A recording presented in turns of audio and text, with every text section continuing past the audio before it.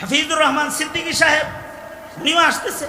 এই যে এতগুলো মানুষ এখানে আসলো, অথবা আসতেছে, ঢালকানগরের হযরত আসবে, এই যে মানুষগুলার আগমন এখানে হইতেছে, এখানে এই মাদ্রাসা না হলে এখানে এরা আসতো না, আর হুজাইফি এখানে না থাকলেও এখানে এরা আসতো না। যার মক্কায় যাওয়ার মতো টাকা পয়সার মালিকানা আছে, শুধু দেহ থাকলে হজ ফরজ নয়। মুশতারিকা বাইনাল মালি ওয়াল বাদান, দেহও লাগবে টাকাও লাগবে, দুইটা যার থাকবে তার হজ্জে বাইতুল্লাহতে যাইতে হবে। যদি ইচ্ছা কইরা কোনো পয়সাওয়ালা সুস্থ মানুষ হজে না যায়, নবী বলে ফালিয়ামুত ইনশাআ নাসরানিয়ান ইনশাআ ইহুদিয়ান ওয়া ইনশাআ নাসরানিয়ান, সে ইহুদি হয়ে মরুক অথবা নাসারা হয়ে মরুক, আমার কিছু আসে যায় না।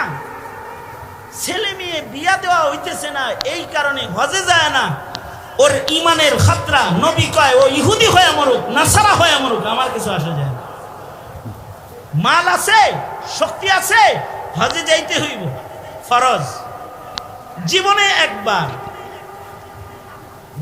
একবার হজ্জে বাইতুল্লাহ ফরজ করেছে, ওইটার মৌসুম চলছে। কিন্তু যদি কারোর টাকা থাকে দেহ না থাকে, তাইলে কি করবে? টাকা আছে দুই চোখ নাই, টাকা আছে দুই পাও নাই, এর মতো অচল লোকের হজে যাওয়ার দরকার নেই। আল্লাহ কয় তোর টাকা দিয়া একটা চোখওয়ালা পাওয়ালা সুস্থ মানুষকে হজ্জে বদল করার জন্য পাঠায় দে, দেখবে আরেকজন, কিন্তু এটা আশিকানা ইবাদত। একজন দেখবে কিন্তু সব তোর আমলনামায় উঠবে, দিব আমি, কারণ এটা আশিকানা ইবাদত। দেখবো এক চোখ, সব পাবি তুই।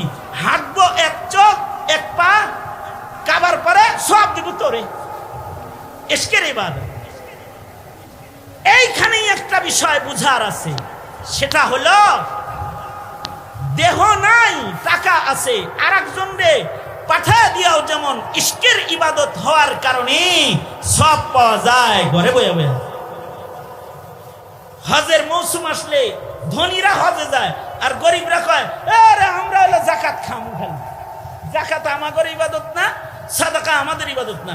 আর হজ এটা নিয়ে মাথা ব্যথা, আমগর মতো রিক্সাওয়ালার না, এটা ধনীর কাম, ওটা নিয়ে মাথা ব্যথা নাই। না, এই এক আশিকানা ইবাদত।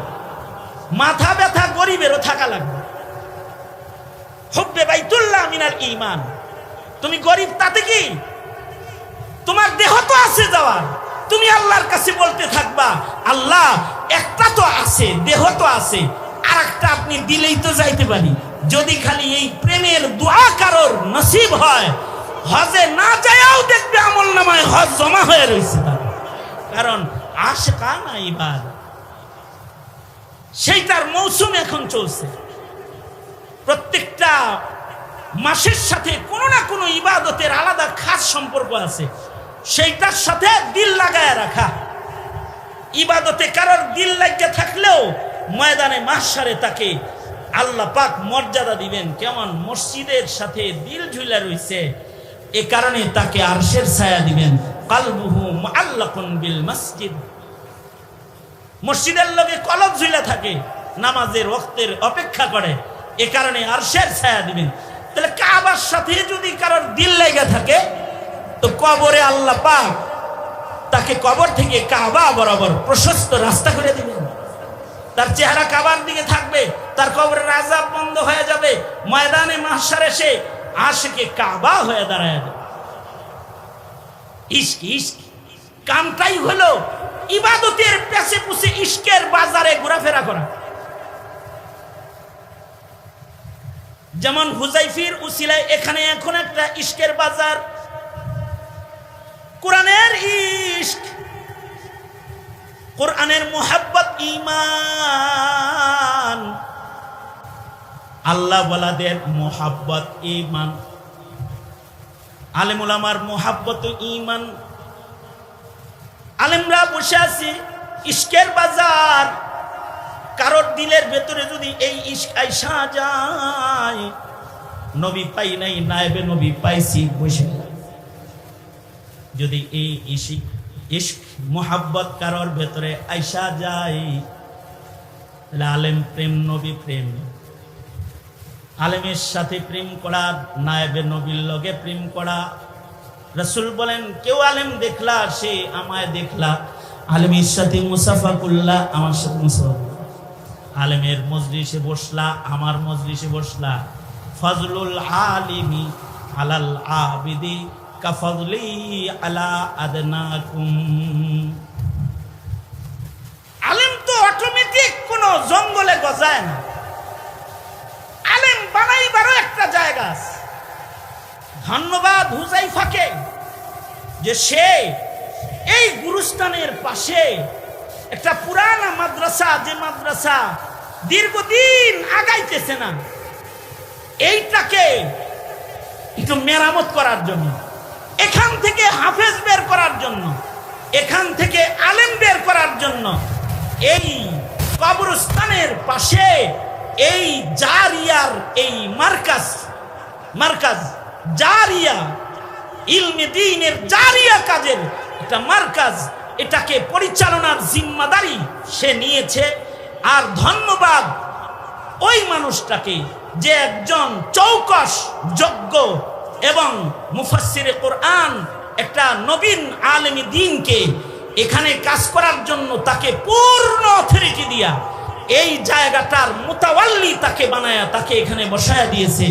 হ্যাঁ, আশা করা যায় এখানে যদি যোগ্য মেহনত মাওলানা করে তো একদিন এইখান থেকে নায়েবে নবীদের দল বাইর হয়ে যাবে, দল বাইর হইতে থাকবে। নবী তো আর আসবে না, নায়েবে নবী। এই উম্মতের একটা শান হলো এই উম্মতকে আল্লাহ পাক নায়েবে নবী দান করেছেন। কারণ নবী আর আসবে না, বিধায় নায়েবে নবী দরকার আছে কিয়ামত পর্যন্ত।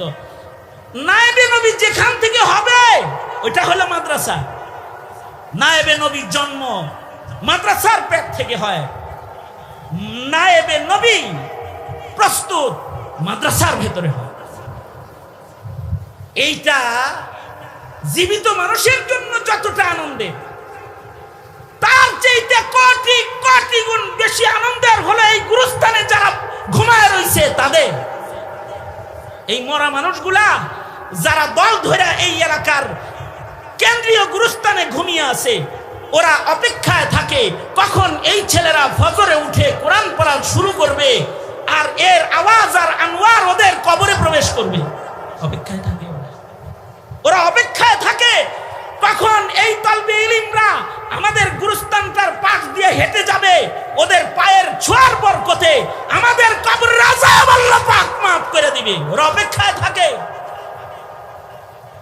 সুতরাং এলাকাবাসী যারা আছেন, আমি বলবো এই মাদ্রাসাটার যত্ন করতে একটা যোগ্য কারিগর এসেছে। এবার এই কারিগরের কিছু আনসার দরকার, কিছু যুগালি দরকার। আমি আশা করব যুব সমাজ, বয়োবৃদ্ধ, আবাল বৃদ্ধ বনিতা যারা এলাকার আছে তারা এইটা গঠন করার যুগালি হয়ে যান। কারণ মরে গেলে আপনিও এখানে এই বাড়িতে আইবেন, আপনার ছেলে আপনার বাড়িতে আপনারা রাখবে না, কিন্তু বললাম আপনার ঘরে আপনাকে রাখবে না, আপনার হাতের উঙ্গুঠিটা খুইলা রাইখা দিবে, ঘড়িটা খুইলা রাইখা দিবে, কাফন পড়ায়া এখানে পাঠাইয়া দিবে, সেদিন কাজে লাগবে। সুতরাং এই মাদ্রাসার যত্ন করতে তৈয়ার আছেন তো ইনশাআল্লাহ? আমি দূর থেকেও এই মাদ্রাসার সাথে এর শুরু থেকেই আছি। এই মাদ্রাসাটা যখন লেখালেখি হয় ওই সময় থেকে আমি হুযায়ফার সাথে আছি। সে আমার স্নেহের ছোট ভাই। আলহামদুলিল্লাহ বহু নবীন আলেমরা তার সাথে আছে। এখানে উপস্থিত হয়েছেন এই যে কলরবের যোগ্য পরিচালক এবং যোগ্য মুফাসসিরে কোরআন মুফতি সাঈদ আহমদ কলরব, উনিও এখানে তাশরীফ এনেছেন। আমার অত্যন্ত মুহাব্বতের একেবারে কাছের ছোট ভাই যারা, তাদের মধ্যে অন্যতম একজন, যে সেও আমাকে রাত্রে হইলেও দিনে হইলেও যখন সুযোগ পায় তখন আমার খবর নেয়। আমিও সুযোগ পাইলেই খবর নেই যে কই আছেন ভাই। মুফতি রেজওয়ান রফিকি সাহেব কথা বলেছে, হাফিজুর রহমান সিদ্দিকী সাহেব উনিও আসতেছে। এই যে এতগুলো মানুষ এখানে আসলো, অথবা আসতেছে, ঢালকানগরের হযরত আসবে, এই যে মানুষগুলার আগমন এখানে হইতেছে, এখানে এই মাদ্রাসা না হলে এখানে এরা আসতো না, আর হুজাইফি এখানে না থাকলেও এখানে এরা আসতো না। সুতরাং নিয়ামতের কদরদানি করো। যুব সমাজ যারা এলাকার আছো, মুরব্বী যারা আছেন, তারাও কদরদানি করেন। যদি কদর করতে পারেন তো আপনার ঘরটা যেখানে দীর্ঘদিন আপনার বরজখের ঘর যেখানে হবে, তার পাশেই তো আপনি কিছু সাদাকায়ে জারিয়া করলেন। এখানে পারেন তো মালি সাদাকাগুলো করেন, ওই যে ইবাদতে মালি যেগুলো জারিয়া খেদমত করেন। সত্তর এটাকে দোতলা বানানো দরকার। কারণ এখানে যে কোরআন পড়বে ওখানে বসে দোতলাটা না হওয়া পর্যন্ত নিচতলাটার শান্তি নাই, নামাজের শান্তিও নাই। এইটা দোতলা করা কোনো কঠিন কাজ না। এই এলাকায় বহু কোটিপতিরা থাকে, বাপের কাছ থেকে যে জায়গা জমিন পাইছে তার থেকে যদি আধা কাঠা জায়গা খালি কবরের শান্তির জন্য এখানে যদি বিক্রি করে যদি এর মূল্যটা এখানে দিয়ে দেয় তো ছাদ দাঁড়ায় যায়। সুতরাং আহলে খায়ের মালওয়ালা যারা, তাদেরকে এই মাদ্রাসার প্রতি ইবাদতে মালি করার দাওয়াত জানিয়ে, আর ইবাদতে বদনির যত্ন করার দাওয়াত জানিয়ে, আর মৌসুমুল ইবাদতে প্রত্যেকটা ইবাদতের জন্য চেতনাবোধ এবং আকর্ষণ দিয়ে লালন পালন করার দাওয়াত জানায়। আল্লাহ পাকের যে মাকসাদ আমরা ইবাদত করব, এটাকে বাস্তবায়ন করার দাওয়াত জানিয়ে আমি আমার সংক্ষিপ্ত কথা এখানে শেষ করতেছি। আল্লাহ আমাদের সবাইকে, আমাদেরকে সৃষ্টি করার যে উদ্দেশ্য ইবাদত বন্দেগী, সেইটা সাধন করার তৌফিক আমাদের আল্লাহ পাক দান করুন। আমিন। ওয়া আখিরু দাওয়ানা আলহামদুলিল্লাহি রাব্বিল আলামিন। আসসালামু আলাইকুম ওয়া রাহমাতুল্লাহি ওয়া বারাকাতুহু।